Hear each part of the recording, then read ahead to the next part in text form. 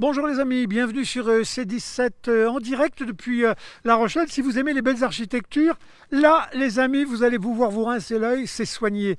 Pour tous ceux qui ne seraient pas venus dans cette école, sachez que nous sommes ici à l'emplacement du lycée Fénelon. 2200 élèves aujourd'hui. En 1871, tout commence ici sur ce site par le rachat d'une ancienne filature. C'était une ancienne filature à l'origine, afin de pouvoir déployer un établissement d'enseignement qui très très vite s'avérera être un vaisseau amiral de l'enseignement privé religieux ici à La Rochelle. C'est parce que le bâtiment est d'exception, mais c'est aussi surtout comme toujours parce qu'à l'intérieur l'architecture humaine est d'exception que nous sommes ici, car ce beau vaisseau amiral dont vous découvrez ici l'escalier majeur, les moulures, etc., est piloté, j'allais dire, par un personnage hors norme. Le pilote s'appelle Éric Blanchard, c'est le directeur de l'établissement, mais comme toujours, il y a des zones d'ombre, et c'est les plus intéressantes chez les hommes, c'est qu'Éric Blanchard n'est pas que prêtre, directeur de cet établissement, il est aussi concertiste prestigieux, un peu fou même quand il est avec ses copains. Je vous propose de découvrir les capacités de notre homme que nous allons retrouver dans quelques instants. Mais d'abord, place à la musique.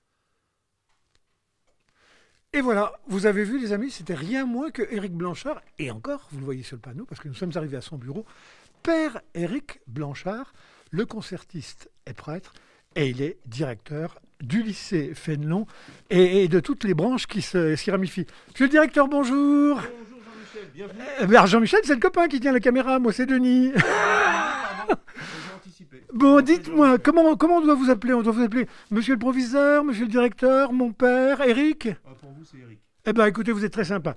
Et puis, si vous le voulez, comme on est en respect de la distanciation, etc., on peut enlever nos masques, puisqu'on aura respecté les 2 mètres de distance. On sera plus à l'aise pour parler si vous le souhaitez. Avec grand plaisir. Eh bien, écoutez, plaisir partagé. C'est curieux, on arrive, c'est très impressionnant. L'établissement est majestueux, en plus il s'appuie sur de l'histoire ouvrière. On monte l'escalier, on vous entend jouer du piano, vous êtes musicien, vous êtes prêtre, vous êtes directeur d'établissement, il y a une maille un peu commune à tout ça. Mais alors d'abord, musicien, comment vous arrivez à la musique et puis dans des contextes très prestigieux? La musique, alors j'ai commencé très jeune. Je vais vous demander de vous approcher un tout petit peu. Voilà. Moi j'ai commencé la musique très jeune, à l'âge de 6 ans, par le violon, mais le violon ne me satisfaisait pas, parce que j'arrivais pas à jouer juste. Donc pour un musicien c'est terrible. Et donc je suis passé rapidement au piano. La chance que j'ai eue, c'est que mon premier maître était Jean Lutet, c'était un compositeur français, Grand Prix de Rome, etc. Donc grâce à lui, en 3 ans, j'ai eu tous mes prix de piano.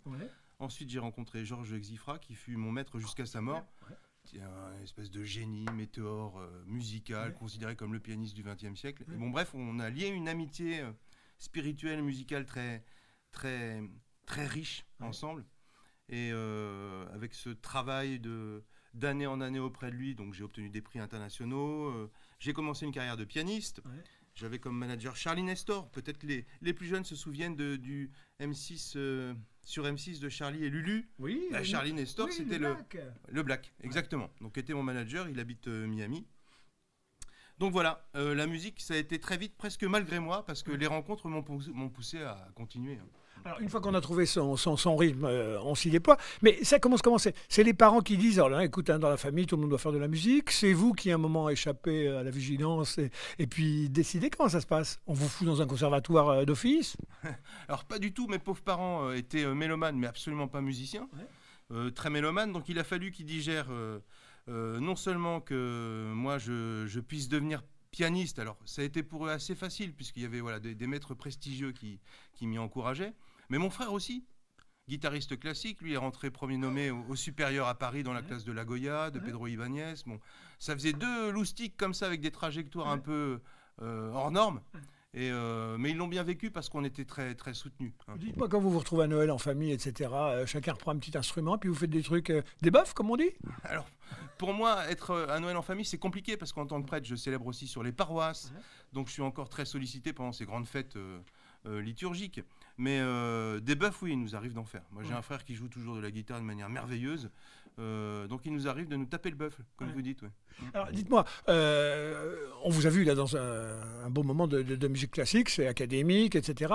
À l'âge que vous avez, puis on voit avec la pêche et l'énergie qui vous caractérise, vous avez dû passer des années 70 de folie. C'était qui vos gens de référence? C'était les gens de la musique classique, les Casatsul, etc. Ou c'était David Bowie? Mais c'est un peu tout ça en fait. Moi j'aime tous les styles de musique, tout ce qui me parle. Je suis un grand fan de Ben Harper par exemple. Voilà, c'est la musique que j'aime beaucoup. J'aime le bonhomme.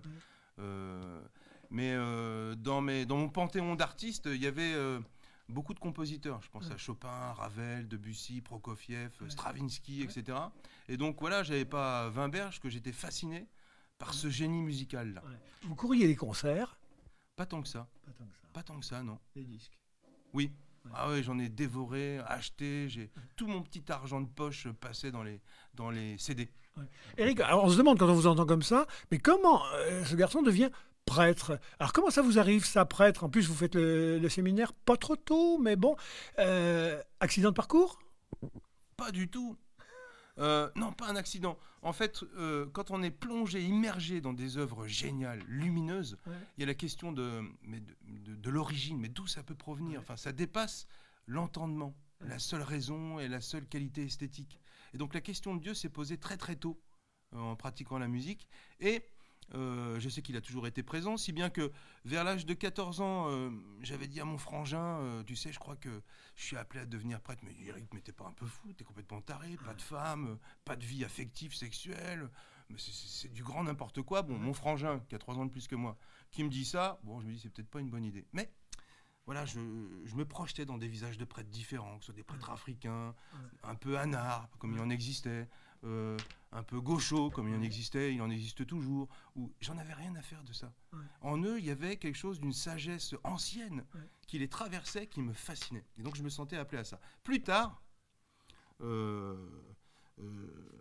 j'entends mon père qui dit à ma mère, non, c'était plus tôt ça, je sais pas, j'étais au caté, parce que mes parents n'étaient pas croyants, c'était des valeurs humanistes très fortes. Vous avez dû les bouleverser quand ils ont appris ça? Oui, bah, ils étaient inquiets presque avant moi du fait que je puisse devenir prêtre, parce que justement, j'avais peut-être 9 ans, j'allais au caté, j'écrivais des poèmes au Christ, et mon père avait dit à ma mère, j'ai entendu ça dans la cuisine, il a dit, on va peut-être le calmer, le petit, il va finir cureton. Ils s'étaient pas gourés, hein, ils avaient dû sentir ça en tant que parents, et pour eux, ça devait pas être une vie dans laquelle on pouvait être heureux, s'épanouir, etc. Et ma vie de tous les jours, hein, c'est un vrai démenti. Hein. Vous êtes plutôt un séculier ou un contemplatif? En plus, vous avez un âge, l'Église était partagée en deux, les académistes, j'allais dire d'un côté, puis les prêtres ouvriers qui allaient au combat en Amérique latine, le Chili, etc. Vous seriez quoi? Moi, je suis diocésain, fier de l'être, donc servir un évêque sur un territoire particulier avec la richesse du territoire, ses pauvretés. Et j'ai pas envie de choisir dans des figures de prêtres, je les aime tous, avec leurs qualités, leurs défauts. Ce que j'aime, c'est la passion qui les anime. Et comme je la comprends, cette passion, quand on a rencontré le Christ, c'est quelque chose qui vous booste et qui vous donne un goût de la vie sans fin. Un goût de l'autre aussi sans fin.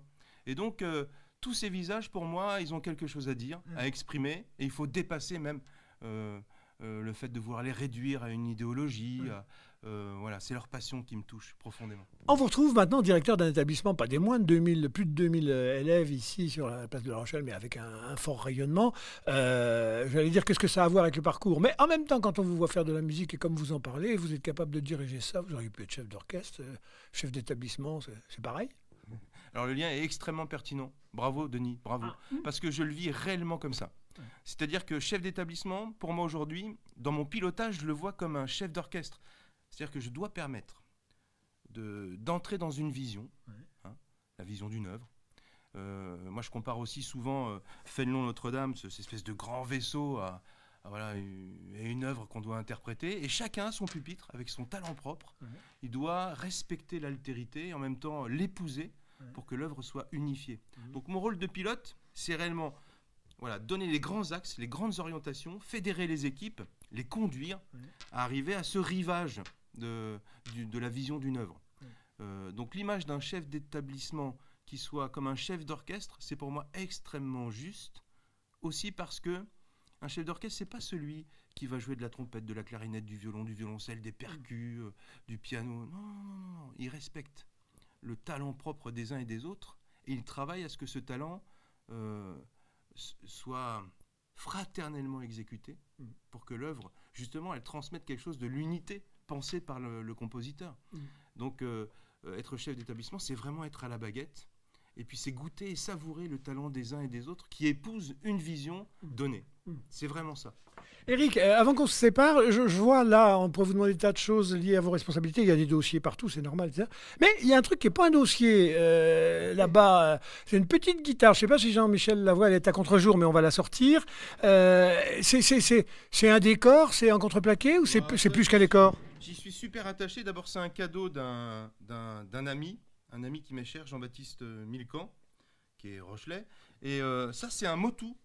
C'est sur le principe d'un ukulélé. Ça a été breveté, donc inventé par un luthier qui est sur l'île d'Oléron, qui est un jeune extra.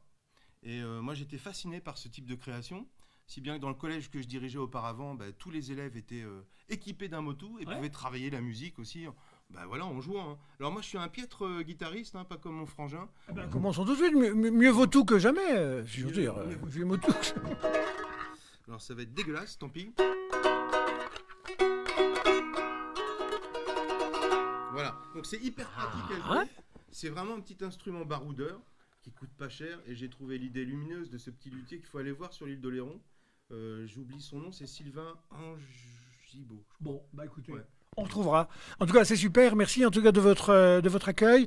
On vous retrouvera prochainement parce qu'on fera la visite de cette maison. Elle est pleine d'histoires, coins et recoins. S'il y a un élève qui vous regarde là, dise « Ah, dis donc, Fénelon, je me souviens, je suis passé à Fénelon. » Qu'est-ce que vous aimeriez qu'il vous dise comme bon souvenir qu'il aurait gardé, qui aurait été formateur, fondateur pour lui, pour le citoyen qu'il est, pour l'humain qu'il est aujourd'hui? Qu'est-ce que Fénelon aurait pu lui apporter de bien?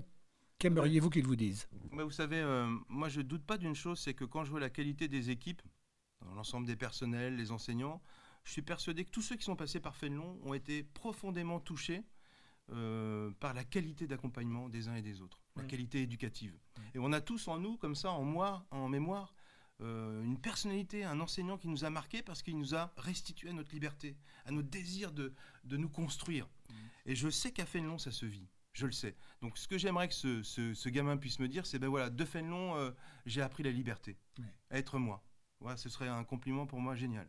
Et on gardera comme image du musicien de vous, des images qu'on a en magasin pour plus tard, où vous faites aussi du jazz, mais vous faites plus que ça, vous rassemblez les amis chez vous. Enfin bon, c'était une vie fantastique.